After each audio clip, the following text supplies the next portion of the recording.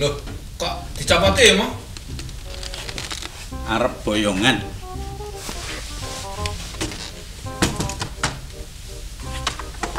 Mau kemana ya, Mo? Mau boyongan.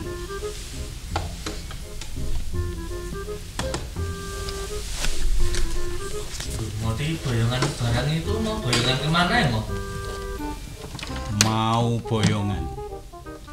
Guys, Motivi akan pindah rumah dari rumah SAV Puskat ke rumah SAV Universitas Sanata Dharma. Tetapi jangan pergi kemana-mana karena Motivi masih akan memotivasi Anda sekalian. Nah, kita mau boyongan, mau pindahan, dicatat baik-baik channelnya SAV USD dan simbolnya sudah berubah semua. Yuk cus!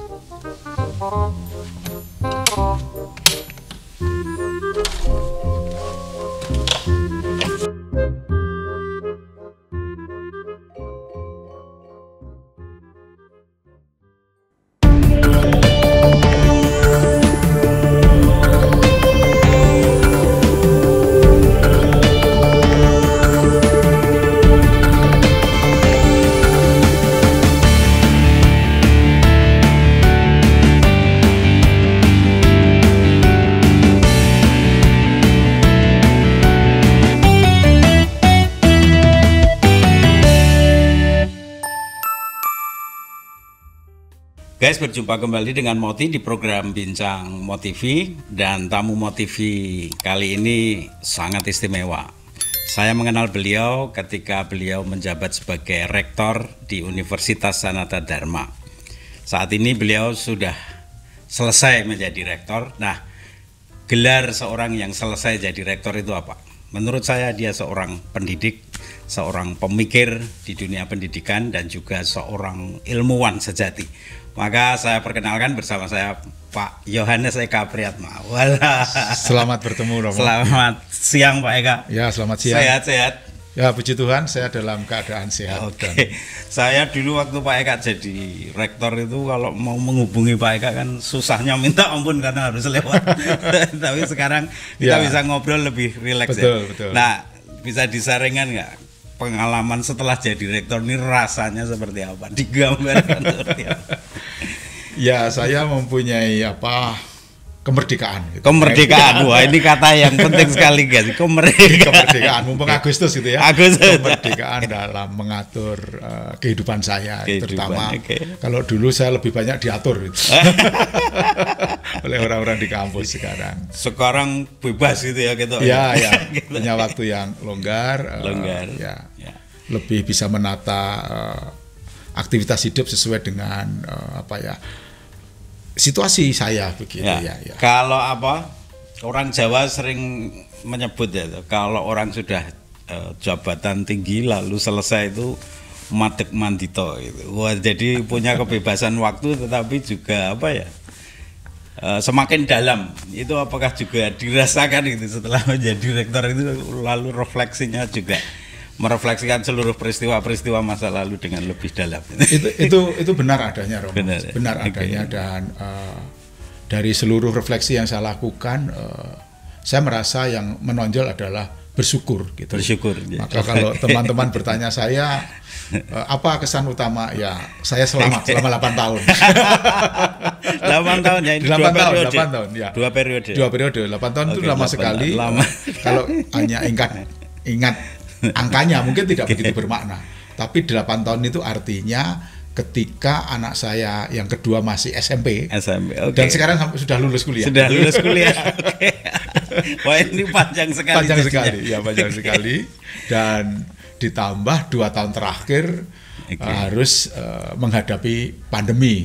Nah, persis ini pandemi nanti yang akan saya tanyakan karena ini situasi kerektoran yang unik ya, karena masa-masa pendidikan pasti berat sekali. Baik, tapi sebelum sampai ke situ Pak Eka kenalan dulu dong. Kita pengen kenal dulu. Wah, kecilnya itu sekolah di mana supaya alma maternya itu bangga punya Pak Eka.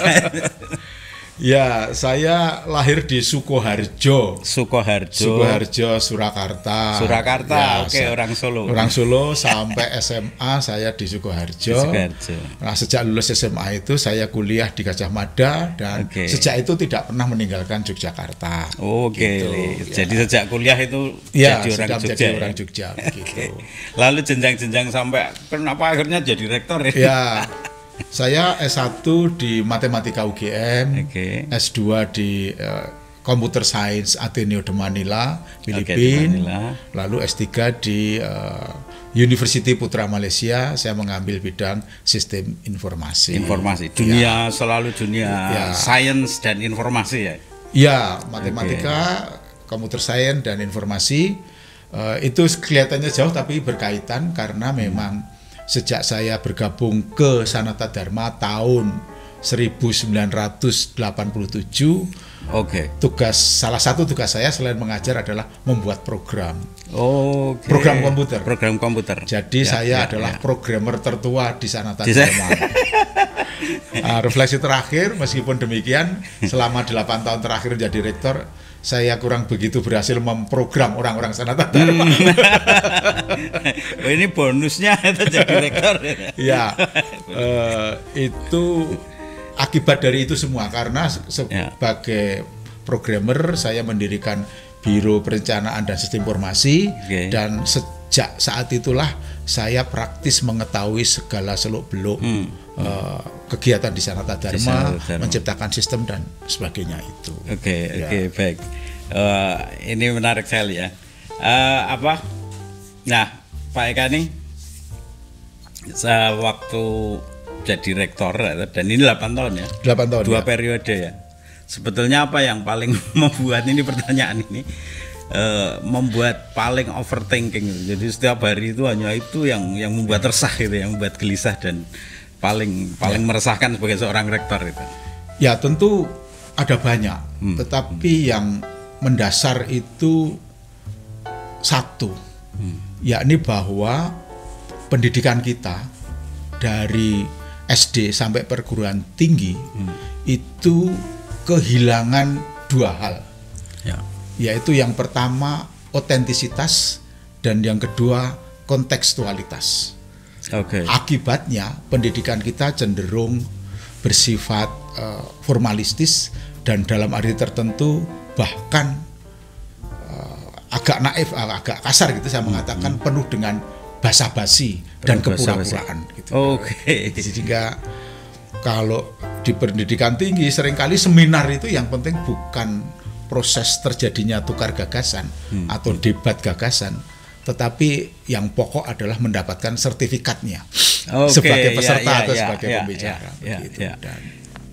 Dan itulah mengapa selama saya menjadi rektor, saya mempunyai kesempatan untuk mengungkapkan seluruh kegelisahan saya itu, saya tulis dan puji Tuhan, akhirnya terkumpul sampai 32 tulisan. 32 tulisan lalu saya kumpulkan dari buku ini untuk kenangan dan diberi judul dengan sangat provokatif, judulnya Menggugat Ekosistem Pendidikan.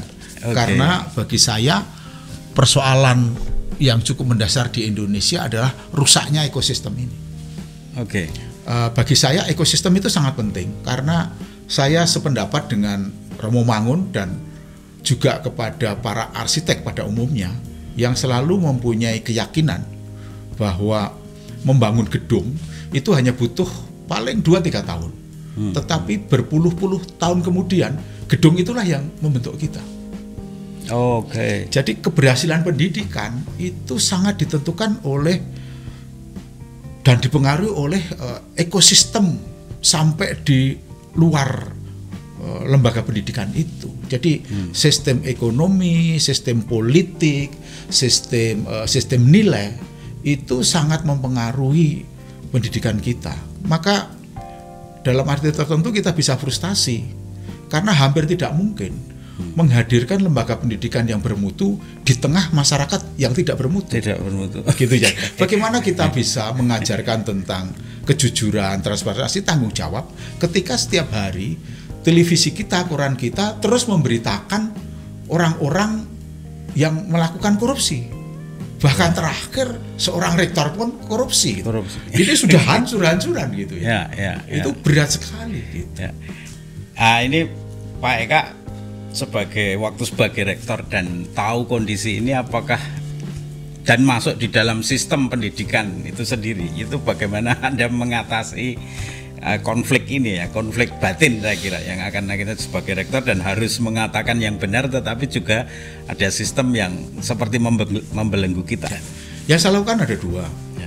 Pertama, saya terus menyuarakan itu dalam tulisan gitu kan, dalam berbagai pertemuan dengan dalam pertemuan rapat-rapat dengan pihak pemerintah. Misalkan yang saya ingat itu waktu itu saya juga sebagai koordinator forum rektor Aptik gitu ya. Menjadi pengurus Aptisi juga. Pernah bertemu dengan Menteri Pendidikan zaman Prof Noh. Ya. Lalu saya ditanya sebagai koordinator Aptik, Pak Rektor, kira-kira Aptik butuh apa? Saya dengan agak satir gitu mengatakan, Pak Menteri, kami nggak butuh apa-apa. Kami hanya butuh satu. Loh, apa itu Pak Rektor? Kami hanya butuh satu kepastian. Karena di dalam sistem ekosistem pendidikan kita itu, kepastian itu barang yang mahal. Padahal kepastian untuk hal-hal yang menurut saya sederhana, kepastian membuka program studi, kepastian kapan naik pangkat disetujui gitu. Itu sangat mahal. Gitu. Oke. Nah, bayangkan di lembaga pendidikan yang saya kira salah satu hal yang diusung adalah keterbukaan, objektivitas, kejujuran. Hal-hal administratif seperti itu aja penuh ketidakpastian. Ketidakpastian itu. Baik. Saya jadi ingat yang ditulis Pak Eka di sebuah koran gitu ya, dan juga ini mungkin salah satu kritik juga dari Pak Eka itu bahwa pendidikan itu ya seperti mesin cetak gitu. Dan lalu ketika para lulusan ini hadir di tengah masyarakat nggak masuk gitu. Itu apakah juga salah satu dari kritik menggugat ekosistem? Begini. Jadi sejak tahun 90-an pemerintah menggulirkan apa yang saya sebut sebagai scientific management.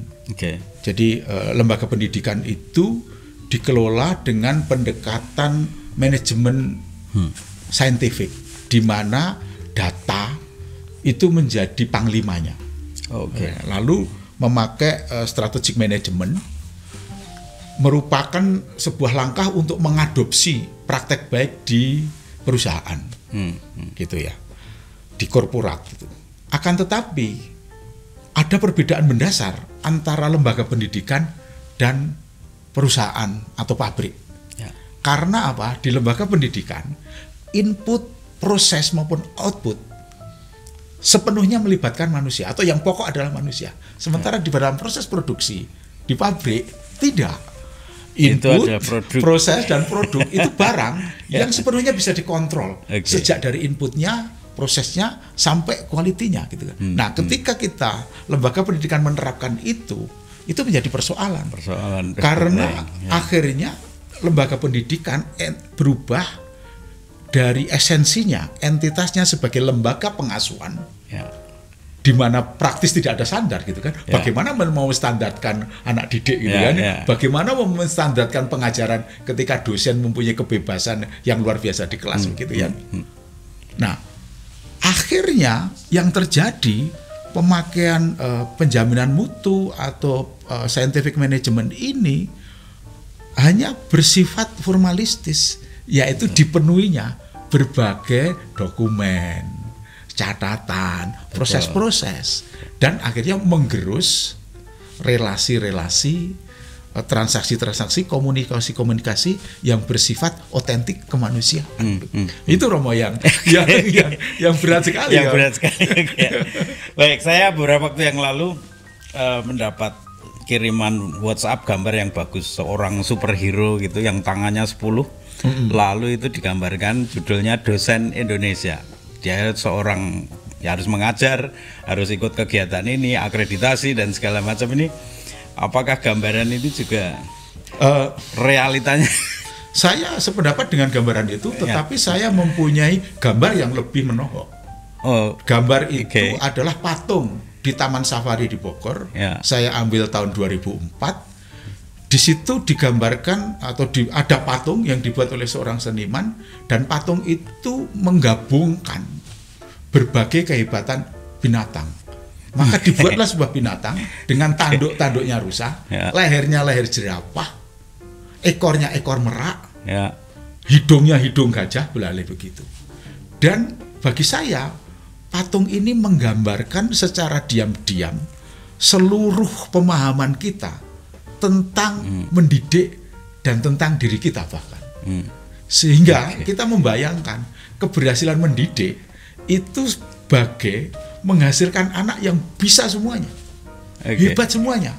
Dan kalau kita lihat, ternyata patung itu sungguh tidak indah, bahkan cenderung jelek. Iya, jadi kalau pendidik gitu dan anak didik sendiri mempunyai imajinasi tentang keberhasilan hidup adalah hebat dalam semua hal, itu runyam akibatnya. Dan itu yang kita alami saat ini. Maka sejak SD anak-anak kita itu lebih banyak tersiksa, terbebani karena dia harus pandai matematika, pandai fisika. Dan tuntutan ini meskipun tidak pernah terungkap secara eksplisit, tetapi terjadi secara nyata lewat berbagai macam ujian dan remedi. Bahkan di SD pun akhirnya ada anak yang tidak naik kelas, harus tidak naik kelas. Bayangkan orang tua yang menyaksikan anaknya nilainya tidak bagus dalam satu mata pelajaran saja sudah sedih. Ini harus menghadapi kenyataan anaknya tidak naik kelas. Lagi pula, apa yang mungkin ketika anak tidak dinaikkan itu akan menjadi lebih baik tahun depan? Ya, padahal pendidikan dasar misalnya itu pendidikan yang panjang 6 tahun. Dan ujungnya hanyalah supaya anak selama 6 tahun itu bisa membaca, menulis, dan berhitung. Tapi kita demikian rigid per mata kuliah karena imajinasi kita seperti patung tadi. Wah, itu akhirnya sekolah dan berbagai jenjang pendidikan menjadi tidak kontekstual, tidak otentik, dan akhirnya tidak menggembirakan, tidak menggairahkan, bahkan mematikan, menyiksa begitu. Baik. Ini menggugat betul ini. Baik, gini, Pak Eka kan di Sanata Dharma yang sangat terkenal dengan motonya cerdas humanis. Bagaimana cerdas humanis ini menghadapi realita ekosistem pendidikan yang semacam ini? Dan ini Sanata Dharma ini Universitas Yesuit ya. Dan moto yang bagus cerdas humanis ini bagaimana itu mewujudkan segala kontradiksi ini gitu. Ya, dalam berbagai kesempatan saya mendekonstruksi praktek pendidikan kita supaya cerdas dan humanis bisa tercapai. Jadi salah satu yang saya tekankan adalah pendidikan itu haruslah otentik dan haruslah berpusat pada siswa atau mahasiswa, pada manusianya.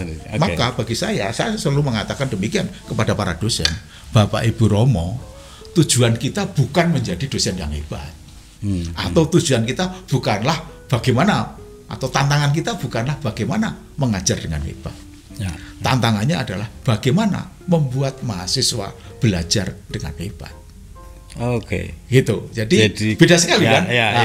Oleh karena itu, kelas haruslah dirancang menjadi sebuah ekosistem yang otentik, di mana berpengetahuan itu bukanlah sebuah pembeli makanan jadi. Berpengetahuan ibaratnya adalah sebuah proses bersama-sama membuat makanan. Maka harus ada ruang yang cukup bagi terjadinya proses keliru, proses belum betul gitu kan, proses salah gitu. Nah, ini berat sekali karena sejak SD kelas adalah ruang ideal di mana pengetahuan sudah jadi sempurna. Lebih-lebih kalau Romo lihat matematika itu selalu hadir di kelas sebagai sesuatu yang sempurna, solusinya bulat, benar. Tidak pernah ada pelajaran matematika di mana akhirnya kesimpulannya matematika tidak bisa menyelesaikan masalah ini gitu. Tidak ada yang tidak terjawab itu.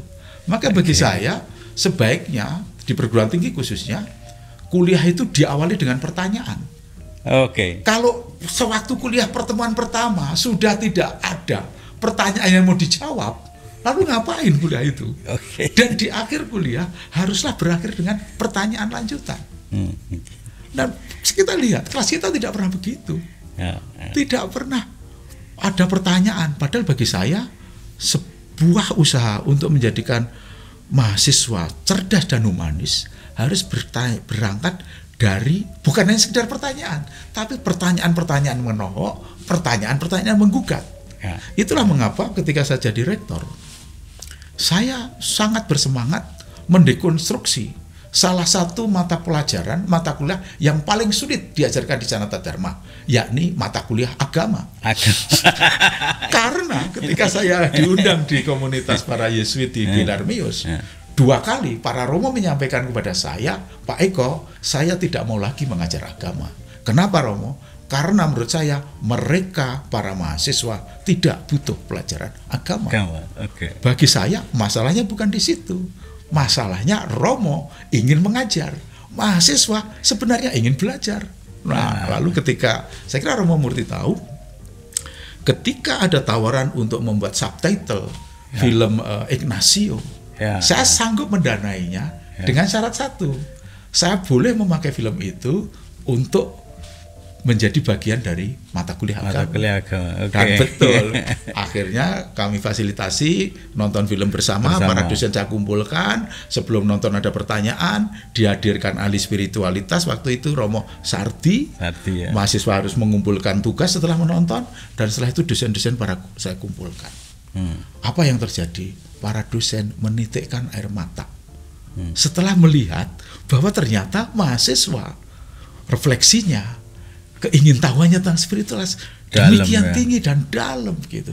Jadi salah satu persoalan di lembaga pendidikan kita, pendidikan itu tidak otentik, tidak jujur, tapi sudah sangat mekanistik, birokratis, sehingga akhirnya kering.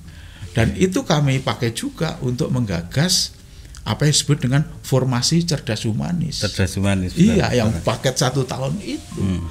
Itu saya terjun langsung mendampingi para frater dan para dosen muda untuk mengembangkan itu. Dan selalu saya keras.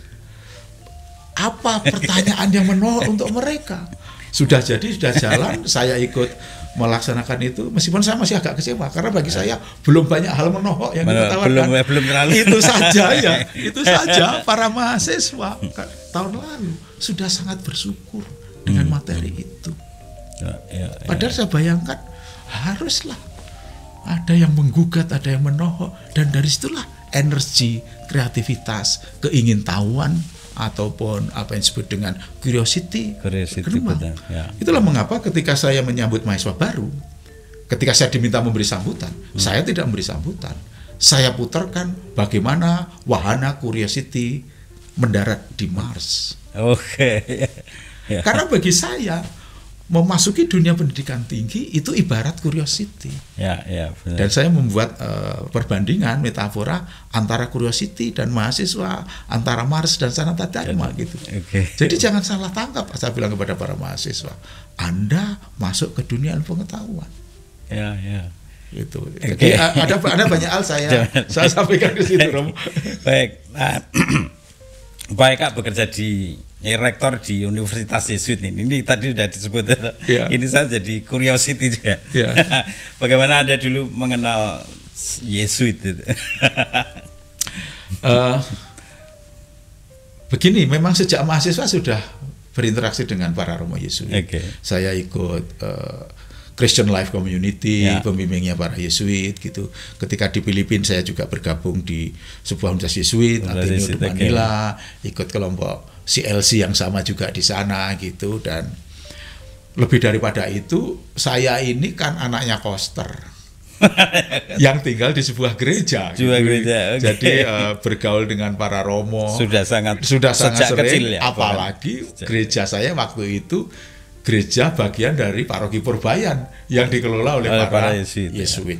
Tetapi ketika terjadi pemilihan rektor dan Sanata Dharma membuka kesempatan bagi non-Yesuit untuk menjadi rektor, dan bahkan itu menjadi berita yang menginspirasi berbagai perguruan tinggi lain.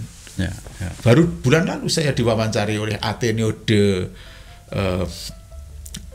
Ateneo de Davao The Davao. yang Oke. ingin juga mempunyai mencoba Nah. untuk mengangkat rektor Universitas Yesuit bukan Yesuit. Ya. Saya makin hari makin menyadari ini langkah yang menurut saya luar biasa.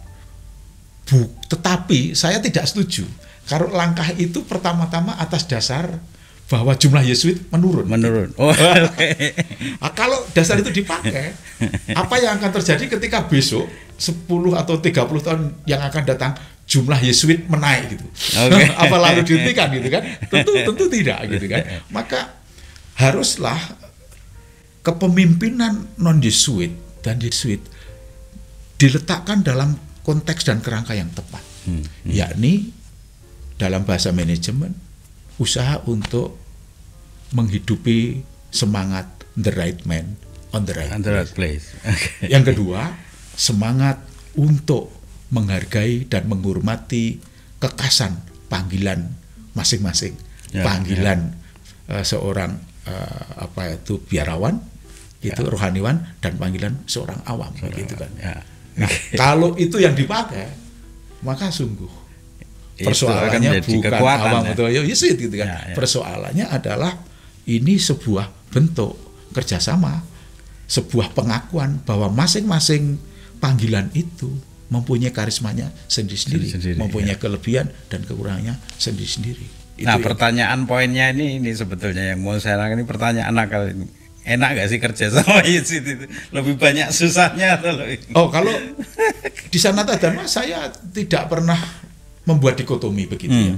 Karena Sanata Dharma memang sejak awal itu hasil dari kerjasama awam dan biarawan, awam dan Yesuit gitu. Dan Sanata Dharma termasuk salah satu hal yang saya banggakan karena relasi di dalamnya demikian cair, demikian egaliter gitu.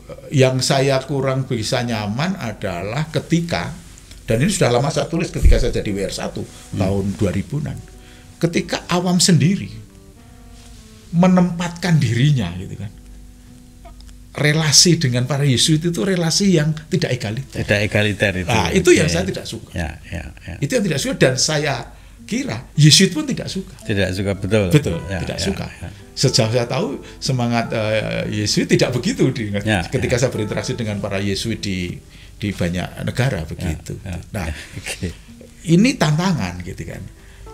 Meskipun saya sadar bisa jadi loh, kalau rektornya itu bukan Yesuit itu berat bagi awam. Karena apalagi kalau dia berangkat dari pemahaman kalau rektornya Yesuit ya maklum lah gitu. Bisa jadi alasan pemilik gitu. Tapi sebenarnya mengamankan. Kalau saya tidak jadi rektor, berarti tidak apa-apa, saya bukan Yesuit gitu kan. Jadi ada sebaiknya itu dikotomi itu sedikit kemudian sedikit ditinggalkan, jangan dipakai sebagai kerangka gitu. Pak Rektor ini kan sudah keliling mana-mana itu. Mungkin situasi di Indonesia ini yang masih terjadi itu apa ya? Prinsip derek romo itu yang harus ditinggalkan kan dari dulu. Itu yang saya kira egaliter antara biarawan dan awam ya. Oke. Ya, betul. Silakan. Kami mencoba menghidupi itu Romo. Dengan kami praktekkan ketika terjadi rekrutmen. Kami memakai rekrutmen yang bersifat objektif, transparan. Jadi tidak ada lagi titipan, tidak ada lagi koneksi. Jadi itu kami praktekkan begitu. Tapi sebenarnya beberapa orang itu mencoba mendekati gitu ya, ke kantor saya, titip anaknya dan sebagainya. Saya katakan ikuti prosesnya. Proses seleksi dan sebagainya, dan hasilnya baik, artinya kita mendapatkan pegawai-pegawai, dosen-dosen yang memenuhi kualitas itu. Dan bagi saya sendiri menjadikan hidup ini lebih ringan gitu. Baik, kalau kembali ke dunia pendidikan, saya sejak kecil dulu kan mengamati ada istilah yang berubah-ubah bersama dengan ganti kurikulum, lalu ganti istilah gitu. Saya dulu waktu kecil selalu mendengar pendidikan link and match. Jadi pendidikan itu sebisa mungkin link dan match dengan dunia nyata, dengan dunia kerja dan segala macam. Lalu ya mulai muncul lagi istilah sekolah vokasi dan segala macam ini dengan banyak yang menurut saya jargon-jargon, setiap kali ganti kurikulum ada jargon baru. Lalu juga sekarang ini yang pasti akan kedepannya akan populer adalah Merdeka Belajar Merdeka ini. Menurut Pak Eka ini jargon-jargon ini hanya sekedar jargon atau akan efektif pada saatnya nanti? Ya, pertama saya sepakat bahwa jargon itu muncul memang ada persoalan di dalam lembaga pendidikan kita. Ya. Sebenarnya akar masalahnya seperti sudah saya katakan, akar masalahnya adalah pendidikan kita tidak kontekstual. Oke. Maka bagi para engineer, kontekstual itu artinya harus terhubung dengan industri, gitu kan? Ya. Nah sekarang ini diperluas lagi, bukan bagi para engineer tapi bagi siapapun untuk menjadi kontekstual, maka bisa belajar dari siapapun, dari manapun, dengan cara apapun. Tapi sebenarnya itu kan prinsip lama yang bahkan ditulis dalam tulisan semen di SD Canisius di Kalasan sana. Di depan SD itu ditulis, everyone is a teacher and everywhere is a school. Oke. Tidak ada yang baru gitu. Tidak ada yang baru. Tetapi saya sepakat, memang ada persoalan di situ. Karena pendidikan kita menghadapi dua persoalan, otentisitas dan kontekstualitas. Oke. Nah, mau istilahnya Leng and Smith, Merdeka Belajar, esensinya itu. Mari kita berusaha supaya pendidikan kita itu pendidikan yang kontekstual dan bermakna bagi anak sesuai dengan usia, lingkungan hidupnya, tantangan dan seterusnya. Tapi itu semua kan hampir tidak mungkin karena khususnya ketika era Orde Baru, penyeragaman itu luar biasa. Ya, betul. Sampai akhirnya guru sendiri itu tidak berani mengajar sesuai dengan passionnya, karena yang penting adalah mengikuti petunjuk, mengikuti pedoman, dan itu mengamankan. Nah, untuk mendekonstruksi ini, mengubah ini berat sekali. Ya, itu butuh waktu lama sekali karena sudah sekian lama di dalam sebuah kotak pemikiran itu ya. Bahkan ketika Pak Nadiem menggulirkan, maunya kan mendobrak itu supaya kekakuan hilang dengan memberikan kemerdekaan. Wah, itu juga tidak siap, Romo. Wong sudah biasa mengikuti petunjuk diberi kemerdekaan. Mengikuti petunjuk diberi kemerdekaan. Iya. Maka juknis itu menjadi kata-kata sakti, bahkan untuk seorang guru. Itu. Menurut Pak Eka ini apa? Tokoh pendidikan ideal Pak Eka siapa nih? Idola dan sistem pendidikan apa yang menurut Pak Eka paling sebetulnya ini paling jujur gitulah, paling mengikuti perkembangan seorang pribadi. Kalau dari sisi prinsip-prinsipnya saya mengidolakan Romo Mangun sebenarnya. Romo Mangun ya. Oke. Romangun, tetapi kalau dari sisi model, saya mengidolakan pedagogi Ignatian. Karena pedagogi Ignatian itu adalah pada dasarnya pendidikan yang kontekstual dan otentik. Maka ada refleksi. Refleksi itu lebih kekuatannya ya. Iya, karena dari kalau menjadi otentik ya harus direfleksikan. Dari proses refleksi itu ketahuan lah bahwa yang saya lakukan ini otentik atau enggak, kontekstual atau enggak gitu. Tapi kalau kita lihat model pendidikan Indonesia sejak awal konteks itu harus jelas gitu. Itu harus jelas. Oke. Itu. Baik, nah sekarang kita masuk ke bagian yang kepemimpinan Pak Eka ini pas pandemi ini.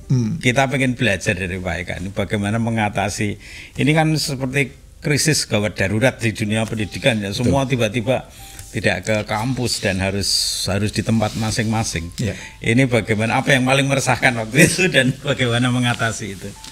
Yang paling meresahkan saya ungkapkan dalam berbagai hal, dalam tulisan, dalam sambutan, yaitu satu kalimat ini, Romo. Saya berharap dan saya akan senang jika pandemi lekas berakhir. Akan tetapi saya akan sedih dan kecewa jika pandemi berakhir tidak ada perubahan dalam hidup kita.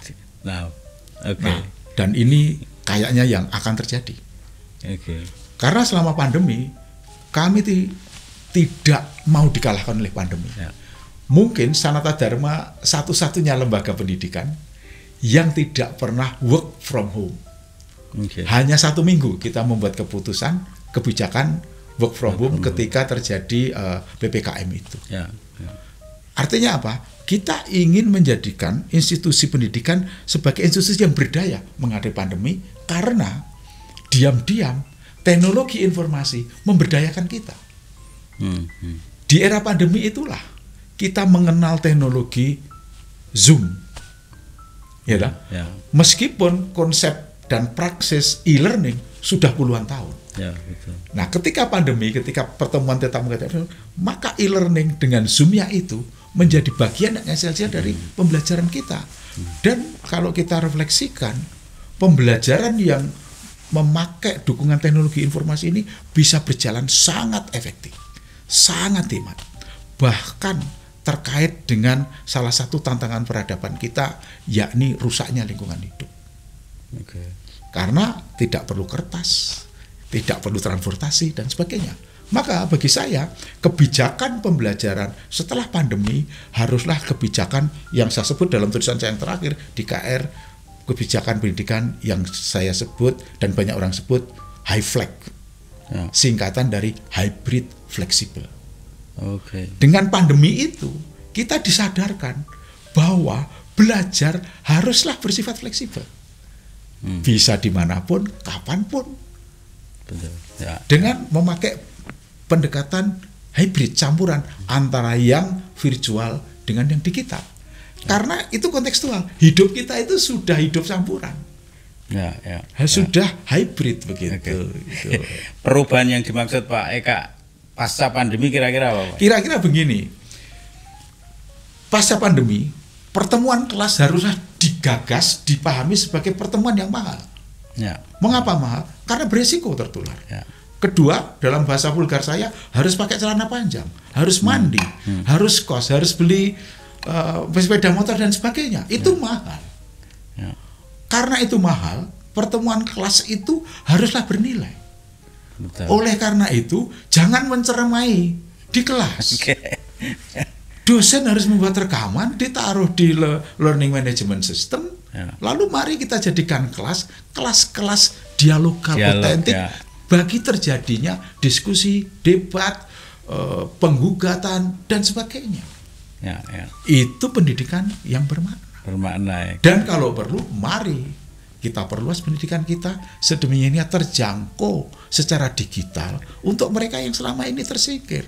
Ya. Karena untuk pendidikan tinggi, ingat loh, baru 30% anak muda kita bisa mengenyam pendidikan tinggi karena begitu mahalnya pendidikan tinggi. Maka bagi saya, pandemi ini kesempatan emas untuk menjadikan pendidikan kita meloncat. Dan saya khawatir kalau kita tidak melakukan itu, maka pendidikan tinggi khususnya akan ditinggalkan.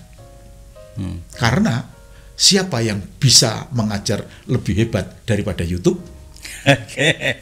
Tidak ada. Semua ada di YouTube. Ada di YouTube. Dan yang menikmati YouTube bukan mahasiswa. Kalau saya bicara dengan tetangga-tetangga saya yang tukang, yang buruh bangunan, apapun hal baru mereka baca dari YouTube. Dari YouTube ya. Mau ngelas, mau buat ini, buat itu, semua ada di YouTube. Maka ke depan lembaga pendidikan haruslah digagas sebagai lembaga yang pertama-tama mendampingi anak muda untuk mengambil sikap yang tepat di era yang penuh tekanan ini. Bukan pertama-tama mengajari. Mengajari sudah selesai, apalagi memberitahu. Ya kan? Semua sudah selesai itu. Tetapi bagaimana mendampingi anak muda sehingga bisa mengelola seluruh kompleksitas kehidupan modern ini, menumbuhkan kepercayaan diri, membangun confidence gitu kan, bersikap jujur dan sebagainya. Nah, itulah pendidikan masa depan yang tentu haruslah dikelola sedemikian rupa, kontekstual, menarik gitu loh. Otentik kan. Persoalan dunia digital itu tidak otentik gitu kan, harus dilengkapi dengan dunia fisika, dunia dialog ya, tadi yang sangat otentik. Baik, pertanyaan terakhir ini, Pak Eka ini sudah selesai jadi rektor, ini sekarang saatnya tadi yang saya katakan madeg mandito gitu ya. Kira-kira apa yang masih akan Pak Eka sumbangkan untuk pendidikan di Indonesia? Pertama saya akan terus menulis. Jadi setelah selesai Direktur Maret kemarin, saya masih sempat menuliskan dua tulisan. Yang satu tentang persoalan sampah di Yogyakarta, dan bagi saya persoalan mendasarnya bukan sampah. Persoalannya adalah kegagalan kita mendidik masyarakat mengelola sampah. Itu. Jadi itu masalah pendidikan bagi saya, sampah itu. Yang kedua, saya menegaskan high flag itu. Sebagai salah satu bentuk, saya akan sedih kalau pendidikan setelah pandemi tidak digagas sebagai sesuatu yang baru untuk menyiapkan masa depan. Apalagi untuk Sanata Dharma. Ketika pandemi, kami harus investasi banyak sekali, Romo. Harus beli server lebih dari 1 miliar, membeli Zoom banyak sekali, karena setiap kelas fisik diganti menjadi kelas digital, memakai satu akun Zoom. Lalu ketika pandemi masih berlangsung dan mulai kemungkinan bisa hybrid, kami pasangi setiap kelas dengan kamera. Ini investasi demi masa depan. Mari kita masuki cara-cara baru mendidik menggunakan teknologi, tetapi jangan sepenuhnya teknologi gitu kan. Harus hybrid gitu kan. Karena masing-masing mempunyai kekuatannya sendiri gitu ya. Mempunyai kelebihan sendiri itu. Itu. Ya. Baik Pak Eka, terima kasih, kita udah ngobrol panjang. Sama-sama, dan ini menarik dan sangat menggugat juga untuk kita semua. Saya kira teman-teman Motivi ikut tergugat. Dan semoga, terima kasih, dan mungkin nanti suatu saat kita undang lagi ngobrol lagi. Baik, saya pamitan dulu. Guys, itu tadi obrolan saya bersama Pak Eka, Rektor Universitas Sanata Dharma beberapa waktu yang lalu, dan sekarang beliau menjadi penulis, menjadi pendidik, menjadi seorang ilmuwan yang terus mengabdikan hidupnya untuk pendidikan di Indonesia ini. Dan saya kira kita belajar banyak dari pembicaraan ini supaya pendidikan ini sungguh memerdekakan kita sebagai manusia. Terima kasih atas kebersamaan, dan kita berjumpa di episode-episode selanjutnya.